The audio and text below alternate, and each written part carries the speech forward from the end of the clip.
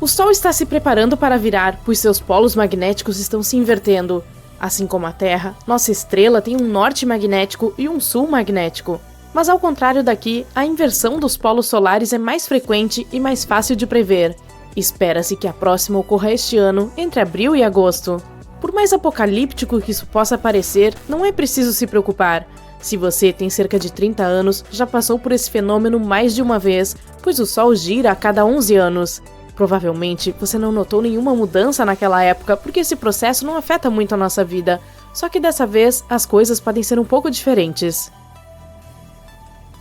Na Terra, as correntes oceânicas são movimentos que desempenham um papel crucial na influência do clima e do tempo, distribuindo o calor do Equador para os polos. No Sol, essas correntes são mais parecidas com o oceano de plasma. Porém, elas não apenas transportam calor, mas também energia eletromagnética. Isso acontece porque o Sol é uma enorme bola de gases quentes e ionizados que continuam fluindo dentro de seu núcleo. Ao fundir átomos de hidrogênio e formar hélio, nossa estrela libera uma quantidade enorme de energia, levando a essas correntes elétricas de fluxo intenso. E sempre que há correntes, há campos magnéticos. É mais fácil de entender se você pensar naquele experimento clássico com um fio e um prego que provavelmente realizou na escola primária. Quando a eletricidade flui por um fio, ela cria um campo magnético ao redor dele. Portanto, quando você conecta um fio a uma bateria e o envolve em um prego, este se torna um ímã. Isso é semelhante à forma como as correntes elétricas criam campos magnéticos no Sol. Todo esse processo com a ajuda do qual o Sol gera seu campo magnético é chamado de dínamo. Não podemos observá-lo diretamente, mas podemos ver seus efeitos na superfície solar. Quando os fluxos de plasma e magnetismo se tornam instáveis e intensos, se manifestam como manchas solares. Você sabe, aquelas áreas escuras na superfície da estrela. Muito sobre como o dínamo funciona permanece um mistério, mas os cientistas aprenderam algo importante depois de observar essas manchas por séculos. O processo do dínamo segue um padrão. A cada década, aproximadamente, ele se reorganiza. Os campos magnéticos polares do Sol se enfraquecem, chegando a zero, e depois retornam, mas com a polaridade oposta. Na década de 50, os pesquisadores descobriram que quando as manchas solares começam a aumentar e a se tornar mais intensas, significa que os polos estão se preparando para uma inversão. E nos últimos anos, a atividade solar tem sido fora de série. Estamos falando de mais erupções solares, mais explosões de radiação eletromagnética e mais bolhas de plasma sendo ejetadas no espaço. É como se estivéssemos sentados na primeira fila da mais épica exibição de fogos de artifício do Sistema Solar. De fato, o Sol não tem estado tão animado há provavelmente 2 décadas. No momento, os especialistas acreditam que os campos polares estão quase em sincronia e se enfraquecem constantemente, aproximando-se cada vez mais de zero. Mas ainda não chegamos ao ponto de reversão. Embora possa parecer que o Sol muda seus polos magnéticos como um relógio a cada 11 anos, a verdade é que isso não é tão simples quanto parece. Esse caminho pode ser acidentado, e alguns aspectos do fenômeno ainda são muito difíceis de prever. Veja o último ciclo, por exemplo. O hemisfério norte começou sua virada magnética no início de junho de 2012, mas depois teve um pequeno problema e permaneceu em torno do ponto neutro até o final de 2014. Enquanto isso, no hemisfério sul, as coisas foram mais tranquilas, com a mudança de polaridade em meados de 2013. Desta vez, o Sol está realmente se comportando bem. As coisas parecem estar ocorrendo de forma mais suave neste ciclo, com os polos fazendo a transição de forma mais uniforme. Mas a questão é a seguinte: os processos de reversão nunca são os mesmos. É isso que torna esse fenômeno tão interessante de se observar. Mas, ao mesmo tempo, é difícil prever como isso nos afetará aqui embaixo. Aqui na Terra, não precisamos nos preocupar muito com essas intensas explosões solares que acontecem a 150 milhões de quilômetros de distância. Mas se, e eu enfatizo se, uma tempestade solar chegasse ao nosso planeta, a principal ameaça que ela traria seria provavelmente a interrupção dos satélites de comunicação no espaço. Entretanto, as coisas podem ser diferentes nessa inversão de ciclo que ocorrerá em 2024, porque o número de satélites disparou nos últimos anos. Por exemplo, somente o sistema Starlink de Elon Musk envolve mais de 4.000 deles. Todos, juntamente com os de comunicação e GPS, podem ser afetados ou até mesmo destruídos por uma forte tempestade solar. Embora as chances de uma poderosa tempestade solar atingir a Terra sejam baixas, isso não é impossível. Em 1949, durante o evento Carrington, ocorreu uma perto do pico do ciclo solar, fazendo com que as correntes atravessassem as linhas telegráficas, provocando incêndios e interrompendo as mensagens em todo o mundo. A Terra ficou em silêncio quando as comunicações telegráficas falharam. Imagine o que uma tempestade solar poderia fazer com o grande número de satélites que temos hoje. Isso poderia afetar tudo do que dependemos diariamente, desde comunicações e navegação baseadas no espaço até serviços de previsão do tempo. A distribuição de energia no nível do solo também poderia ser afetada. Você pode esquecer de assistir ao YouTube ou ao Incrível, porque se esse evento ocorresse hoje, poderia causar um apocalipse na internet, deixando inúmeras pessoas e empresas offline. Há uma previsão que diz que se um evento do tipo Carrington acontecesse hoje, resultaria em danos que variariam de 0,6 a 2,6 trilhões de dólares.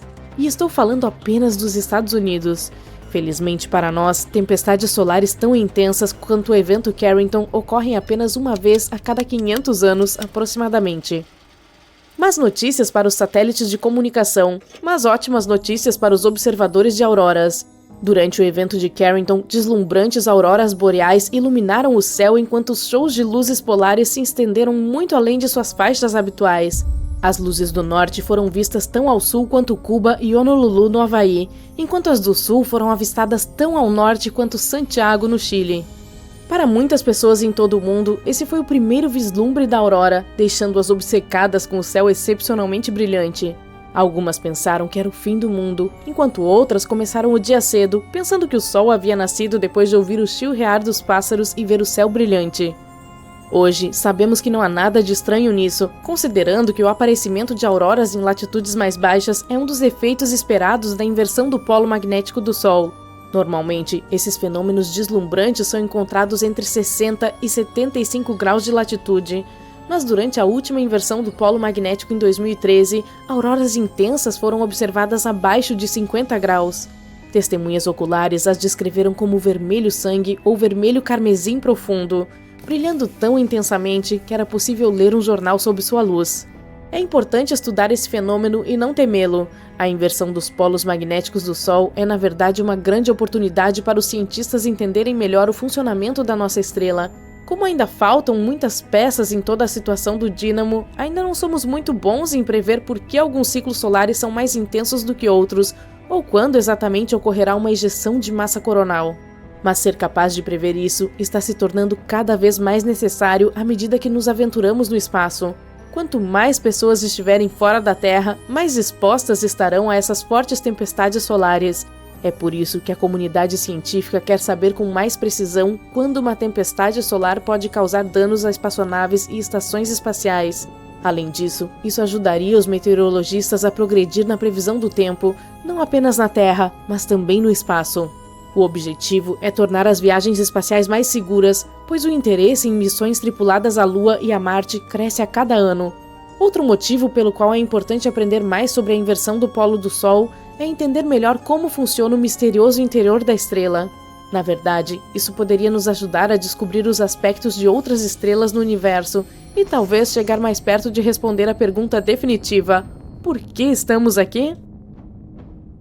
E se o Sol fizesse BOOM? Bem, você pode imaginar que isso seria uma notícia muito ruim para nós. Esse vídeo foi bem curto, né? Não, espere, eu tenho mais. Se o Sol explodisse, o caos se instalaria em nosso sistema solar, mas os cientistas nos dizem que isso certamente acontecerá um dia. Mas por quê? Como exatamente os eventos se desenrolariam? E é possível que, de alguma forma, sobrevivamos a esse evento? Ei, vamos nos aprofundar no assunto. Antes de tudo, prepare-se para uma viagem ao núcleo do Sol. O coração do Sol está repleto de átomos de hidrogênio em uma festa fora do comum. Esses átomos estão tão empolgados que se chocam uns contra os outros com toda a sua força. E quando eles colidem, algo mágico acontece. Isso é chamado de fusão nuclear. Nessa festa de fusão, os átomos de hidrogênio se combinam para formar átomos de hélio. Um experimento químico em grande escala. Durante essa fusão nuclear, uma pequena quantidade de massa dos átomos de hidrogênio é transformada em uma enorme quantidade de energia. É a famosa equação de Einstein, E igual mc ao quadrado, entrando em ação. A energia é liberada na forma de luz e calor, irradiando-se para o exterior e iluminando todo o sistema solar. Quando todos esses processos começam a funcionar, um grupo de partículas energizadas chamadas fótons se junta à diversão. Esses fótons são como minúsculos pacotes de luz que saltam e unem em todas as direções. Eles desempenham um papel fundamental no transporte da energia do Sol pelo espaço, iluminando nosso mundo e aquecendo nosso aconchegante planeta. Para manter tudo isso funcionando, para que os átomos não escapem e criem um caos completo, o núcleo do Sol precisa estar sob enorme pressão. Essa pressão vem do imenso peso das camadas externas do Sol que pressionam o núcleo. As camadas externas estão apertando o núcleo interno, mas as camadas internas não desistem. A energia criada pela fusão e pela agitada festa de fótons se esforça muito para escapar do núcleo do Sol. Mas o núcleo é tão denso como eu, e a pressão é tão grande que a energia leva um bom tempo para sair. Ela ricocheteia, sendo absorvida e reemitida por outras partículas.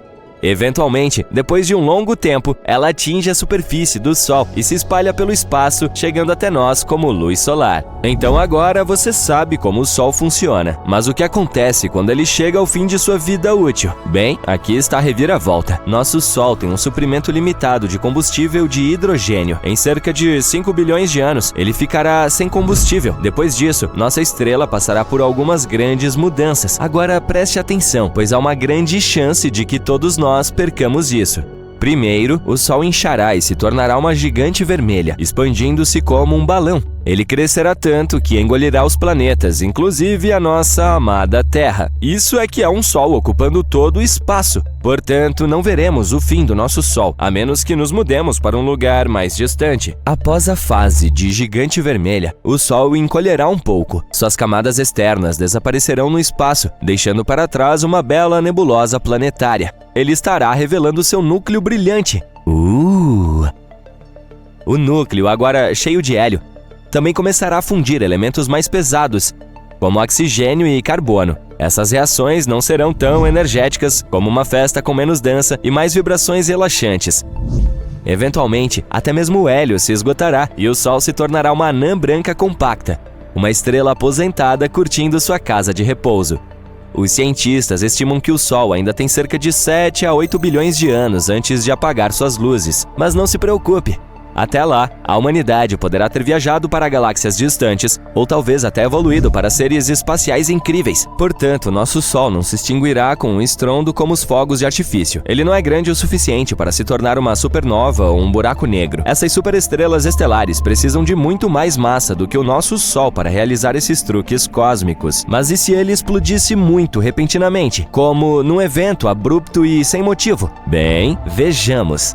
Imagine o seguinte, o Sol faz boom e a Terra entra em um momento de loucura. O evento libera uma quantidade insana de energia, enviando uma onda de choque que corre pelo espaço na velocidade da luz. Demora cerca de 8 minutos para que essa onda de choque chegue à Terra. Por quê? Bem, o Sol está a incríveis 150 milhões de quilômetros de distância de nós, em média. Portanto, leva um pouco mais de 8 minutos e 20 segundos para que a luz do Sol percorra toda essa distância e chegue até nós. Mas vamos falar sobre o evento em si. Seria uma ótima visão para testemunhar, mas infelizmente também seria o fim. Créditos rolando na tela, hein? As quantidades loucas de energia liberada fariam com que o Sol se expandisse rapidamente, novamente engolindo os planetas, inclusive a Terra. E isso não é tudo. Prepare-se para uma enorme explosão de radiação.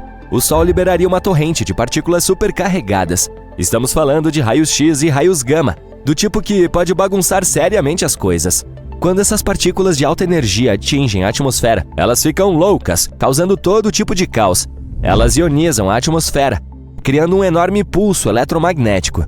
Esse pulso é como uma onda de choque para os dispositivos eletrônicos. Ele os frita e os deixa inúteis. Portanto, se seus aparelhos não estiverem protegidos, eles passarão por maus bocados. Falando em tempos difíceis, depois disso, é a vaporização instantânea do nosso planeta. Mas o grande finale do Sol não mexe apenas com a Terra, ele causa estragos em todo o sistema solar. Essa explosão maciça de energia estaria se chocando contra tudo em seu caminho. Os planetas e outros objetos são arrancados de suas órbitas aconchegantes, causando caos e imprevisibilidade. O cinturão de asteroides entre Marte e Júpiter, capu! Ele se foi, obliterado ou espalhado pelos ventos cósmicos. E mesmo os planetas que sobreviverão a esse evento provavelmente sairão de suas órbitas para vagar por algum lugar. E não vamos nos esquecer dos planetas externos, como Júpiter e Saturno. Esses gigantes geram seu próprio calor interno, o que os mantém aconchegantes e atrai muitas luas.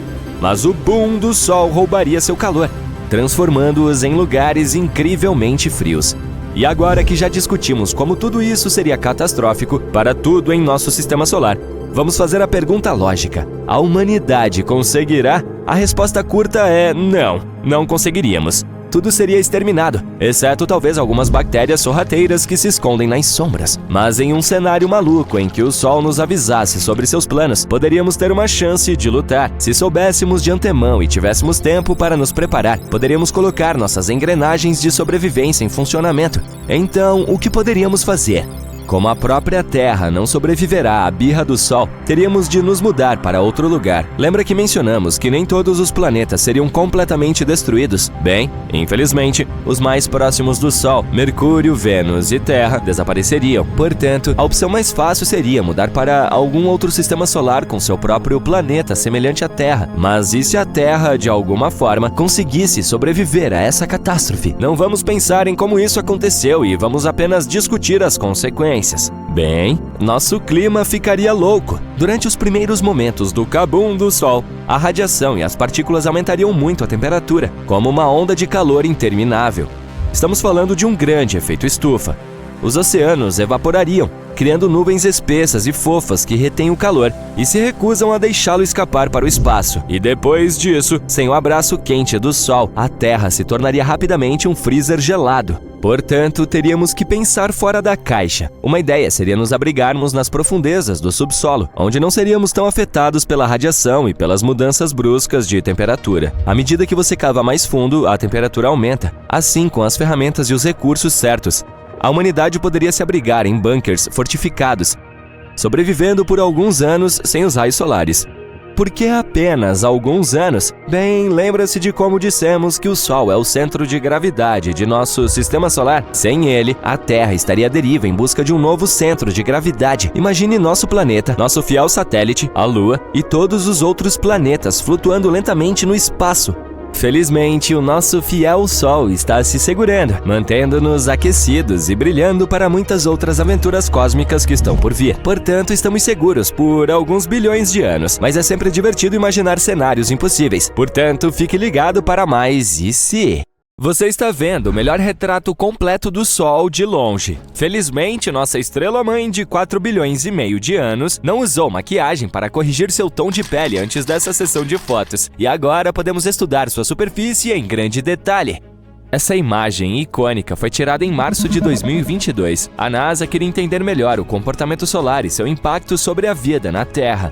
E o futuro de nossas tecnologias espaciais, é claro. Para isso, lançou a missão do satélite Solar Dynamics Observatory, ou SDO, em fevereiro de 2010. Essa lendária sessão de fotos aconteceu 12 anos depois, quando o SDO estava na metade do caminho entre a Terra e o Sol. Os cientistas tiveram que montar 25 imagens individuais como um quebra-cabeça. Assim, afinal, contém 83 milhões de pixels. Sim, essa resolução é cerca de 10 vezes melhor do que a tela da sua TV 4K. Veja esse incrível padrão semelhante a um biscoito. Normalmente, a superfície brilhante do Sol o ofusca quando aqui da Terra observamos a estrela. Felizmente, a NASA explorou a luz além da faixa visível, o que permitiu descobrir alguns detalhes invisíveis da face do Sol. Quando você ajusta sua selfie com filtros e efeitos, pode acabar com retratos completamente diferentes, destacando diferentes pontos do seu rosto, até mesmo aqueles que você nem sabia que existiam. O mesmo princípio funciona aqui. Todas essas bolas de plasma são a mesma foto do Sol, capturada em diferentes comprimentos de onda eletromagnéticos. As manchas e os padrões revelados podem nos ajudar a entender um pouco melhor os eventos que ocorrem dentro da pele solar. Na velocidade da luz, deve significar super rápido, mas esse raio rosa dourado que acaricia sua bochecha ao amanhecer já percorreu um longo caminho e é incrivelmente antigo em termos humanos. Os fótons gerados pelo núcleo do Sol levam de 10.000 a 170.000 anos para atravessar a atmosfera da estrela. Depois, cerca de 8 minutos mais para chegar à Terra. Então, vamos explorar o que está levando tanto tempo. Nosso passeio começa com a camada superior da atmosfera da estrela. Você lembra das divindades solares em filmes e peças de teatro? Elas geralmente usam coroas luxuosas com raios dourados. Bem, o Sol real também tem uma coroa elegante, que é a camada externa de sua atmosfera. Mas é claro que seu tamanho e glória são incomparáveis com as de plástico. E seu formato não é tão estável. A coroa é uma concha de gás que envolve nossa estrela-mãe. Portanto, seu tamanho e forma flutuam constantemente sob a influência do campo magnético do Sol. Você pode ver essa coroa a olho nu da Terra durante os eclipses solares totais. Ela se parece com uma bela e intensa radiação ao redor do disco solar, que por sua vez é completamente bloqueado pela Lua. A coroa se estende por 8 milhões de quilômetros acima da superfície da estrela, enquanto nosso planeta azul tem apenas cerca de 13.000 quilômetros de diâmetro. Portanto, um raio hipotético da coroa equivale a uma fileira de cerca de 625.000 planetas do tamanho da Terra. E, de repente, todos os meus problemas começaram a parecer pequenos. Aqui está outro fato divertido. A coroa do Sol meio que quebra as leis da física conhecidas, porque é mais quente do que deveria. Sua temperatura chega a 1.100.000 graus Celsius, enquanto a da superfície solar é de apenas 5.000 graus. No entanto, a palavra apenas não se encaixa aqui, porque ainda é muito quente em termos humanos. Normalmente, a temperatura tende a cair à medida que você se afasta de uma fonte de calor, mas não é o caso aqui. Os cientistas espaciais ainda estão tentando investigar este mistério. Felizmente, a recente sessão de fotos nos permite explorar o que está acontecendo no interior desse enorme objeto quente, sem correr o risco de perder a visão. Veja esses belos pontos brilhantes, por exemplo. Eles representam as explosões solares que ocorrem sob a camada de coroa. As erupções são explosões poderosas que ocorrem quando os campos magnéticos se chocam uns com os outros. Quando isso acontece, eles mudam de forma e se reorganizam rapidamente. Esses campos surgem do plasma, que é muito turbulento. Então esses eventos não são uma surpresa para o clima local. Quem diria que o Sol tem manchas escuras em sua pele, assim como as pessoas? Essas áreas são conhecidas como buracos coronais. Os terráqueos podem sentir seu impacto quando observam as belas luzes da aurora nas regiões polares. Os buracos coronais parecem mais escuros porque o plasma nesses pontos é mais frio, menos denso e magneticamente aberto. Essas condições permitem que os ventos solares escapem para fora do sistema solar, em vez de ficarem na superfície da nossa estrela. E quando se chocam com a magnetosfera da Terra, surgem auroras que fascinam nossos olhos. Ainda bem que os campos locais resfriam os ventos solares. Ninguém quer que os olhos derretam, certo? Agora, se estivéssemos procurando uma analogia para os cabelos do Sol, o melhor candidato seriam suas proeminências. Esses grandes laços de plasma brilhante surgem da superfície e se estendem por milhares de quilômetros no espaço. Sua vida útil varia de dias a vários meses. É um dos eventos mais comuns nessa região. Embora a primeira descrição detalhada de uma proeminência solar date do século XIV, os cientistas modernos ainda estão pesquisando como e por que se formam. Mergulhando mais para dentro, estamos diante da região de transição. A espessura dessa camada é de cerca de 100 quilômetros e o clima local é inimaginável. As temperaturas podem subir para até 500.000 graus. A camada de transição fica entre a coroa e a última região da atmosfera do Sol chamada cromosfera. Falando nisso, bem-vindo à nossa próxima parada. A região da cromosfera é famosa por um mistério científico chamado espícula. Diga comigo, espícula! Isso é divertido! Esses espetaculares jatos de plasma semelhantes à grama são disparados para cima a partir da superfície do Sol e atingem velocidades de aproximadamente 100 km por segundo.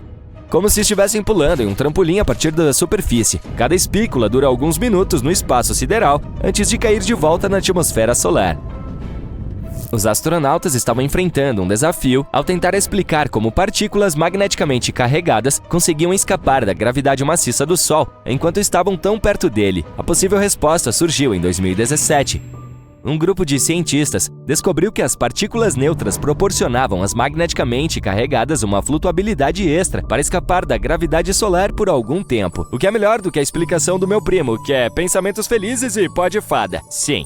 Agora vamos viajar 1.600 quilômetros para dentro, através da cromosfera, para finalmente chegar à superfície, a fotosfera. Ela tem cerca de 400 quilômetros de espessura.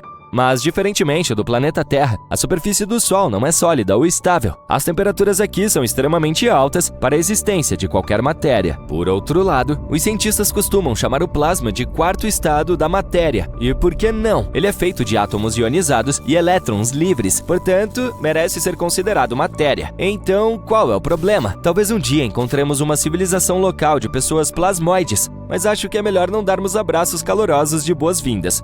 Você sabe, quente, quente, quente.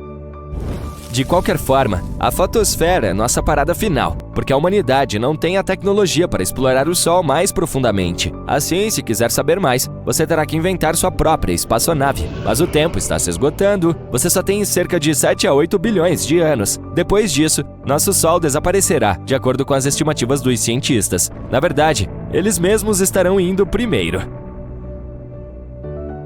No entanto, você tem um concorrente de peso. A sonda Parker Solar, da NASA, é a atual campeã do mergulho mais profundo no Sol. Essa espaçonave conseguiu viajar mais de 7,5 milhões de quilômetros da superfície da nossa estrela em direção ao seu núcleo em 27 de setembro de 2023. E então, a sonda Parker repetiu seu próprio recorde mais uma vez em dezembro do mesmo ano. Então, por que ela não derreteu? Estou ouvindo você perguntar. A sonda foi projetada para suportar condições insanamente intensas e flutuações de temperatura, e é equipada com um escudo térmico personalizado e um sistema autônomo que protege a missão das enormes luzes solares.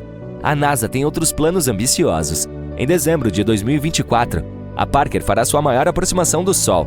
Ela viajará mais rápido do que qualquer objeto feito pelo homem jamais viajou, a uma velocidade de 700 mil quilômetros por hora. A sonda estará a apenas 6 milhões de quilômetros de distância da superfície quente e brilhante da nossa estrela. É como pousar nela. Os astrônomos já compararam esse marco épico que está por vir com o pouso na Lua. Acho que seria mais seguro se, aterrissássemos à noite. Sim, você está certo, essa é uma piada antiga. Nuvens de fogo e fumaça surgem e o foguete é lançado. O Delta IV Heavy é um dos foguetes mais poderosos já existentes. 3 motores enormes queimam toneladas de combustível, ajudando a nave espacial a ganhar altitude. Os 2 auxiliares laterais desencaixam, deixando o núcleo comum do auxiliar para a subida adicional. Quando em órbita, o foguete libera sua carga útil. Essa é a sonda Parker Solar, a primeira nave espacial a tocar o Sol.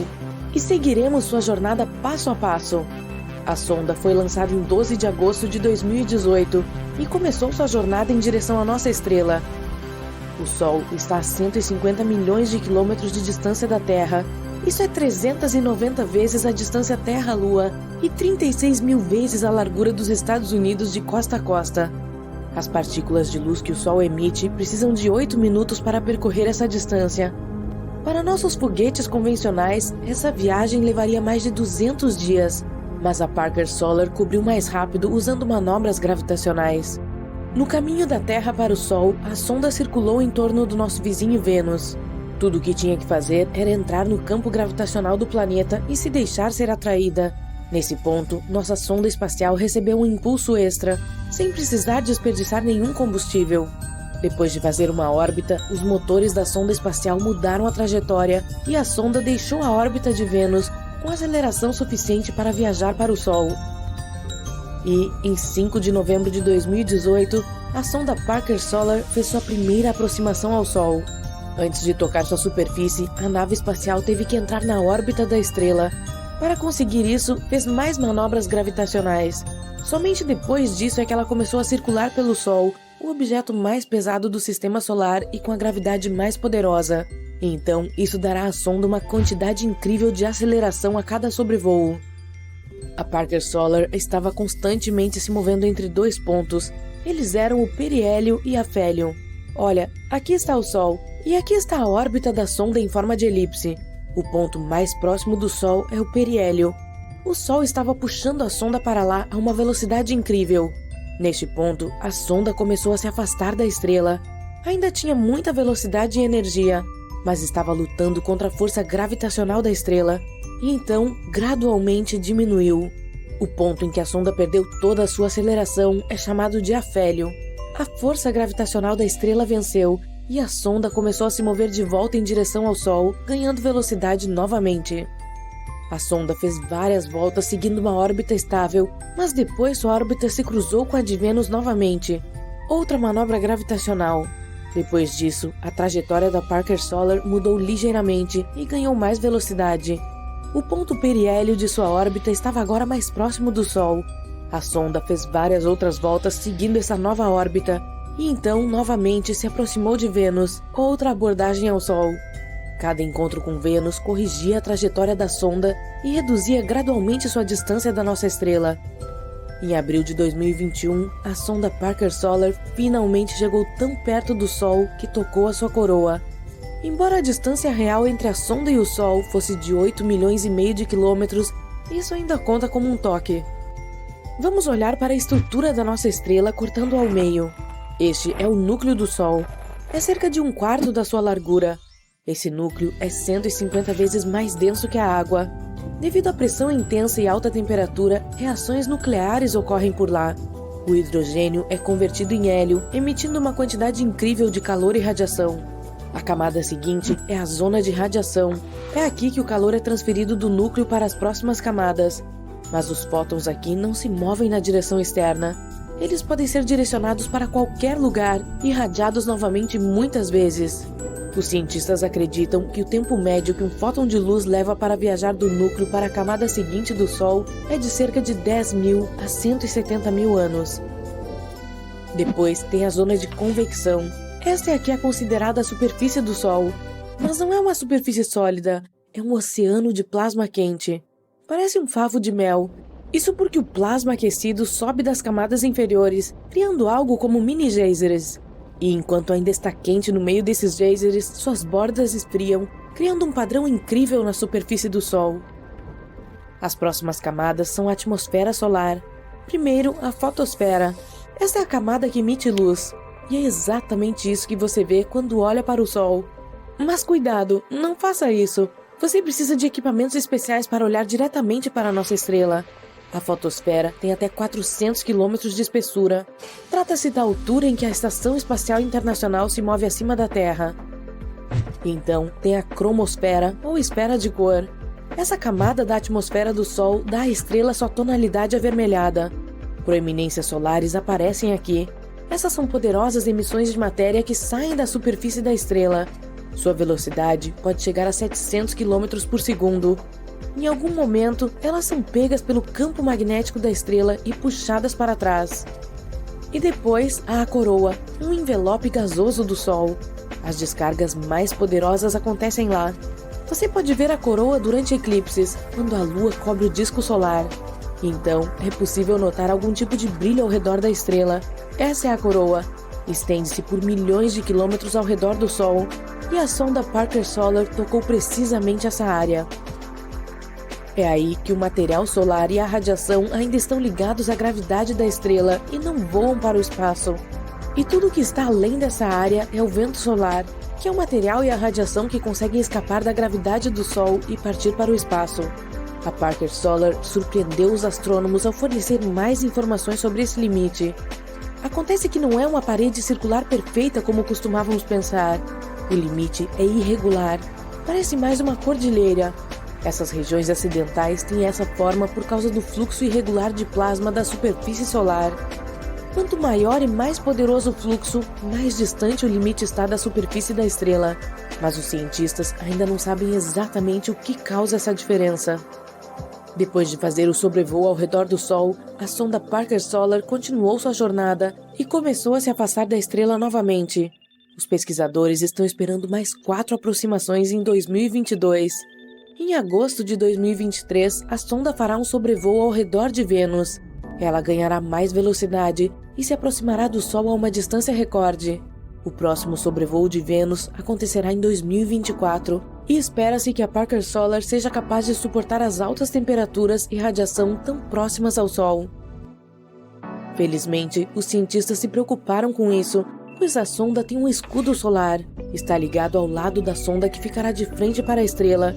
É do tamanho de uma janela de casa e tem cerca de 11 centímetros de espessura. É feito de um material especial, capaz de suportar uma temperatura de cerca de 1.370 graus Celsius. Isso é quase 6 vezes maior do que a temperatura de um forno de cozinha comum. O corpo da sonda é feito de um material branco que reflete a luz solar. Todo o equipamento científico é colocado bem no centro da sombra deste escudo. Se os raios solares atingirem o corpo desprotegido da sonda a curta distância, todo o equipamento vai parar de funcionar em apenas alguns décimos de segundo. A sonda está equipada com um instrumento de investigação de campos eletromagnéticos. Este é um sistema para medir campos elétricos e magnéticos, ondas de rádio, temperatura e densidade plasmática. O sensor de imagem de campo amplo para a sonda Parker Solar, ou WISPR, é um telescópio óptico, aquele que tirou essas imagens impressionantes do plasma em movimento na coroa solar. Essas auroras são o que você vê durante os eclipses solares. A investigação de ventos solares alfas e prótons mede prótons, elétrons e íons de hélio. Ajuda os cientistas a estudar os ventos solares. Muitas vezes prejudica nossa tecnologia. Erupções inesperadas na superfície do Sol causam ventos solares severos. Eles podem queimar chips em satélites orbitando a Terra. Considerando que temos a EEI, onde astronautas trabalham o tempo todo, precisamos saber mais sobre ventos solares e como nos proteger deles. Conforme a Parker Solar continua sua pesquisa, ela já estabeleceu vários recordes mundiais. É o objeto feito pelo homem mais próximo do Sol. É também o detentor do recorde de velocidade.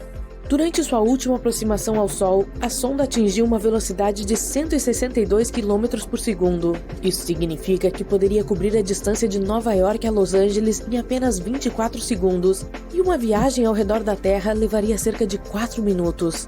Uma viagem à Lua em tal nave espacial levaria apenas 40 minutos. Em 2025, a Parker Solar chegará mais próxima do Sol, atingindo uma velocidade de cerca de 690 mil km por hora. Mas mesmo essa velocidade é de apenas 0,064% da velocidade da luz. Mais de 1 milhão de terras podem caber no nosso Sol. Uma nova pesquisa mostra que entre 20% e 35% dos sóis comem seus próprios planetas, e 1/4 dos sistemas planetários orbitando estrelas como o Sol tiveram um passado caótico. A própria coisa que dá vida também pode tirá-la.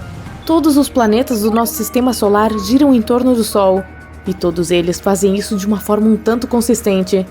É mais provável que tenham permanecido assim desde que entraram em cena, mas nem todos.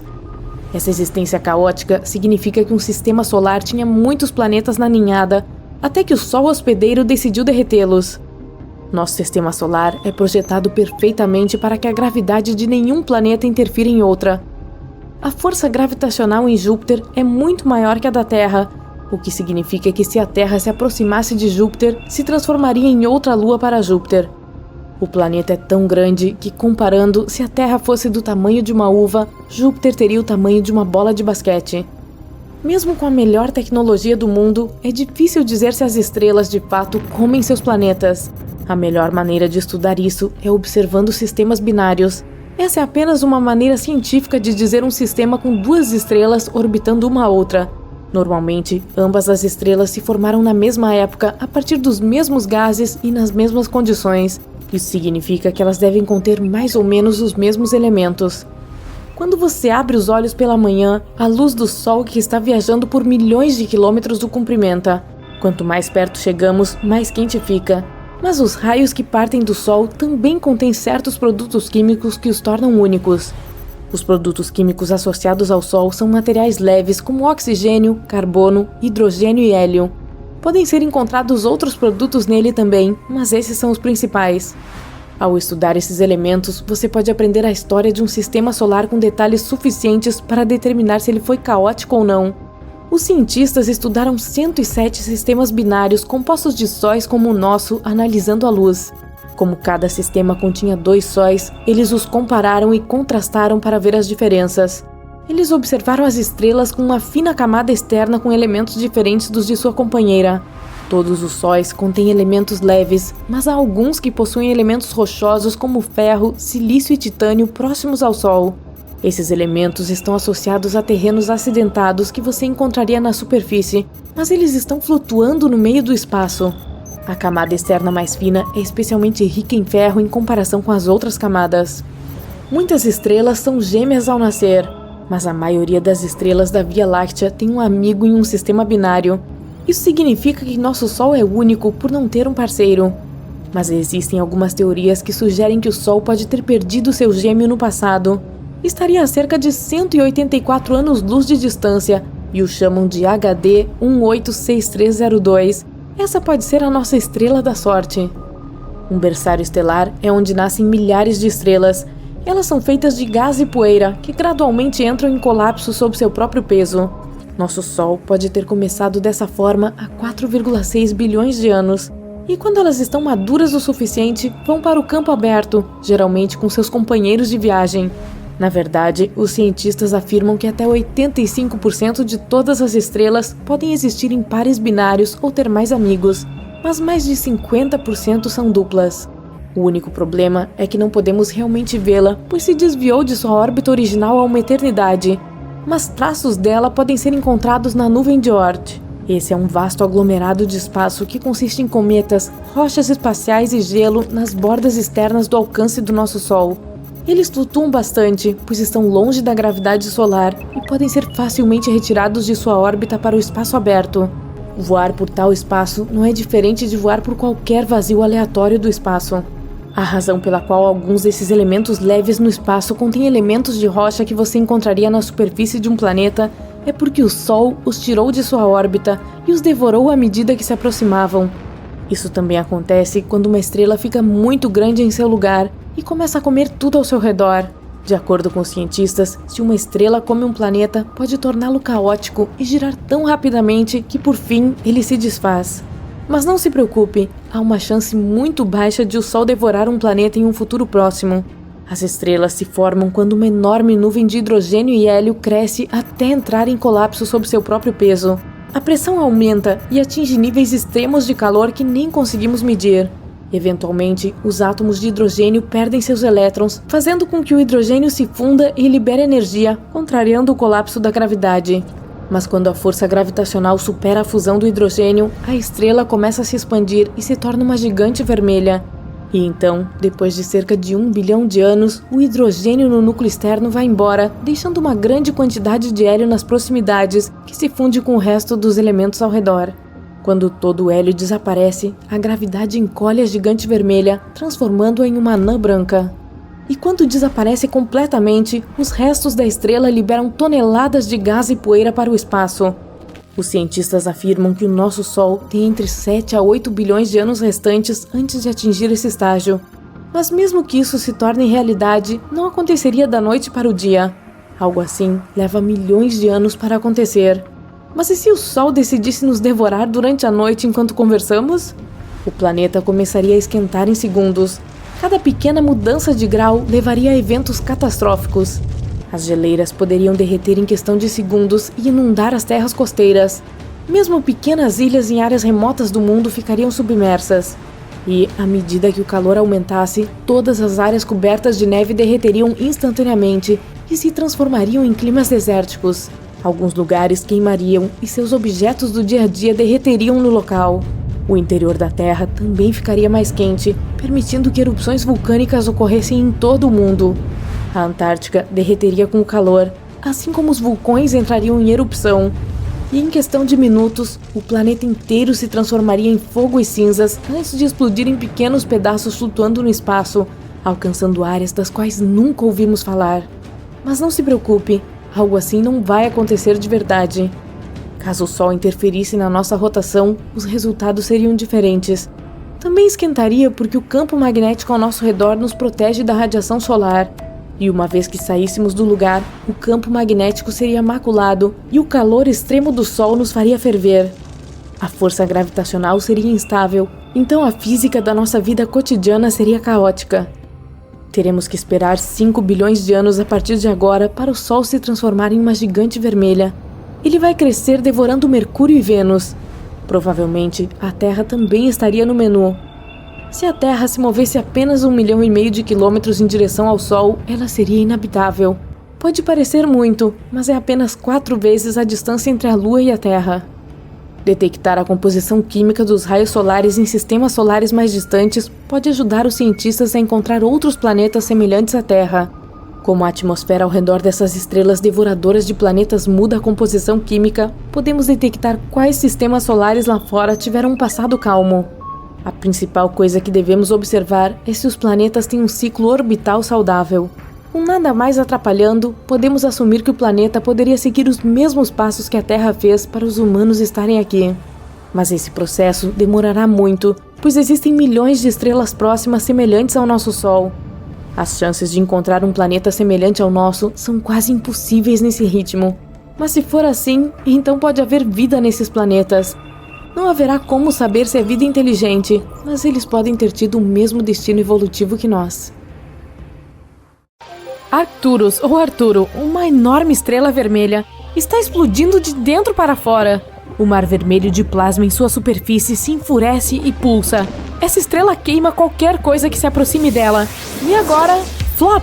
Arcturus se foi. Mas ao mesmo tempo, ela reaparece no centro do nosso sistema solar, substituindo o Sol. O que vemos no céu não é mais um pequeno ponto amarelo, mas uma bola vermelha gigante. Ela é 25 vezes mais larga e 30% mais pesada que o Sol. Mesmo que Arcturus seja um pouco mais fria, ainda é um pesadelo para a Terra. A distância do nosso planeta até a estrela é agora 25 vezes menor.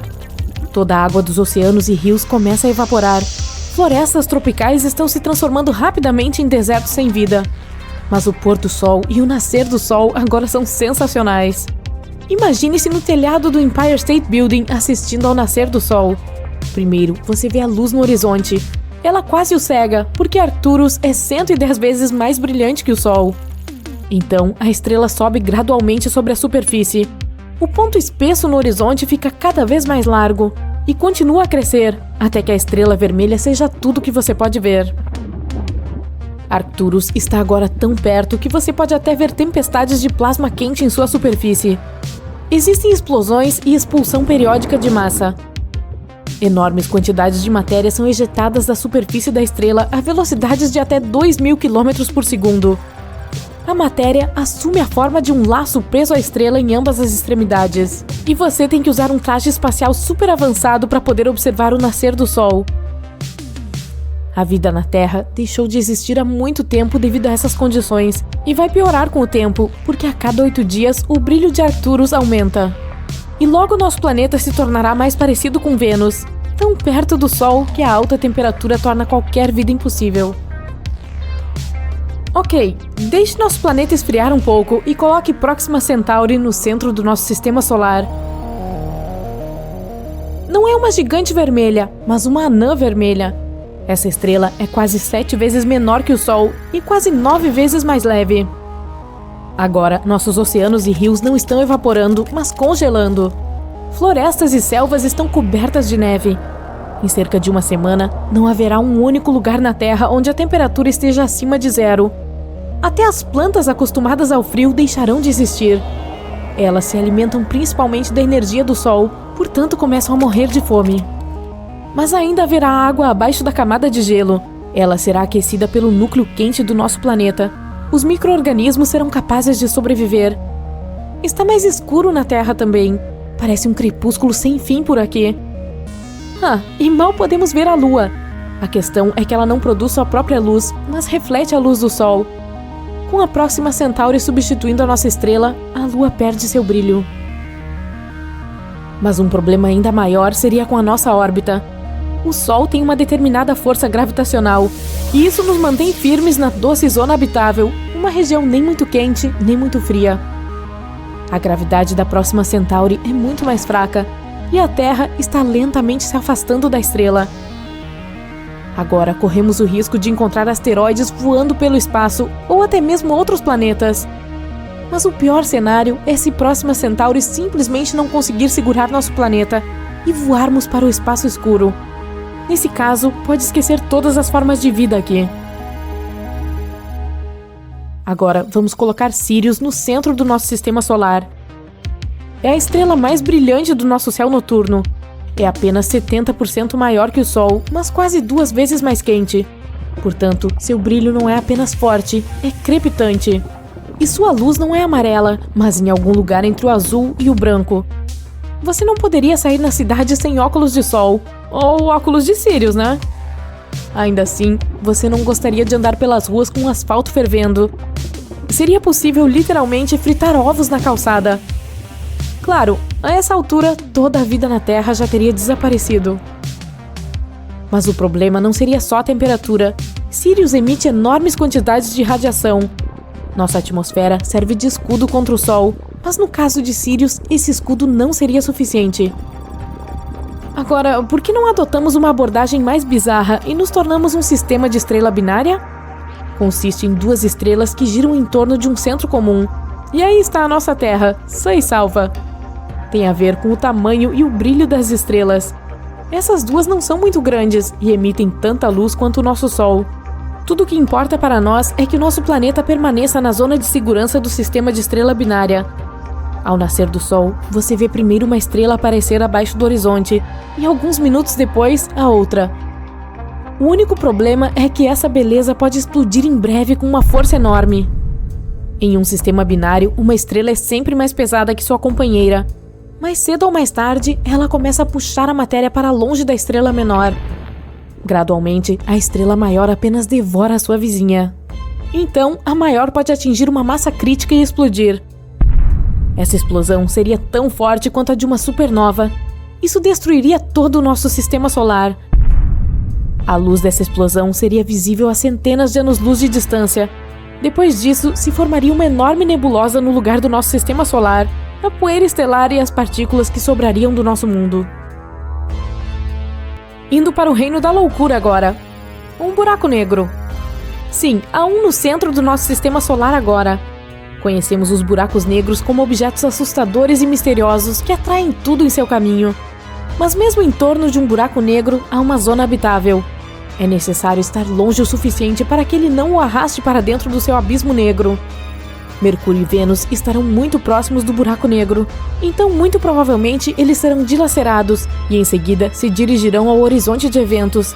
Essa é a última parada antes de atingir a singularidade, o coração do buraco negro. Existem apenas dois problemas: luz e tempo. Um buraco negro atrai luz em vez de emiti-la. Portanto, a Terra ficaria escura e fria rapidamente. E o tempo passa mais devagar em torno de objetos pesados. Perto de um buraco negro, um segundo pode ser igual a semanas ou até meses de distância no espaço sideral. Não sentiríamos essa diferença, mas todo o universo ao nosso redor se desenvolveria mais rápido em relação a nós. Qualquer objeto pode se tornar um buraco negro se for compactado até um determinado tamanho. Por exemplo, o Sol pode se tornar um se for reduzido a uma largura de 6 km, e até mesmo a Terra. Se você a apertar até que atinja 1,8 cm de largura, ela se tornará um buraco negro. Agora uma pequena rocha espreita no centro do nosso sistema solar. É uma estrela de nêutrons. Tem cerca de 30 km de largura. Alguns meteoritos são muito maiores do que isso. Mas ela tem uma massa comparável à do Sol. Portanto, sua força gravitacional é quase a mesma e a órbita do nosso planeta está intacta. Mas o problema é que as estrelas de nêutrons quase não emitem luz visível. Portanto, agora é permanentemente noite na Terra. Mesmo assim, fica muito quente aqui. Quando uma estrela de nêutrons nasce, ela pode ser várias vezes mais quente que o Sol, mas ela esfria rapidamente até a temperatura a que estamos acostumados. Portanto, há uma chance de que toda a vida na Terra ainda não tenha sido queimada. Outro problema é que essas pequeninas giram muito rapidamente e podem se tornar pulsares. É como se houvesse um holofote poderoso de cada lado de uma estrela giratória. As estrelas de nêutrons também ejetam radiação em velocidades tremendas. Esses raios tornariam nosso planeta literalmente estéril. Nenhuma forma de vida seria capaz de existir nessas condições. E agora é a hora da maior estrela já conhecida, Stephenson 218. Essa gigante vermelha é 2.150 vezes maior que o Sol. E se a colocássemos no centro do nosso sistema solar, sua borda alcançaria a órbita de Saturno. Aí Mercúrio, Vênus, Terra, Marte e Júpiter já teriam sido engolidos pela enorme estrela, enquanto Saturno, Urano e Netuno seguiriam assando como castanhas no fogo até evaporarem em breve. Na verdade, isso também pode acontecer com o nosso Sol. Quanto mais velho ele fica, mais vermelho e maior se torna. Eventualmente, ficará sem seu combustível, o hidrogênio, e o Sol começará a queimar elementos mais pesados em seu núcleo. Isso fará com que ele se expanda. Então veremos pores do Sol e amanheceres mais bonitos. mas a temperatura ficará muito alta. Em teoria, o Sol ficará tão grande que engolirá a Terra, e então ele explodirá em uma supernova, não deixando sobrar nada do nosso sistema solar. Brilhante!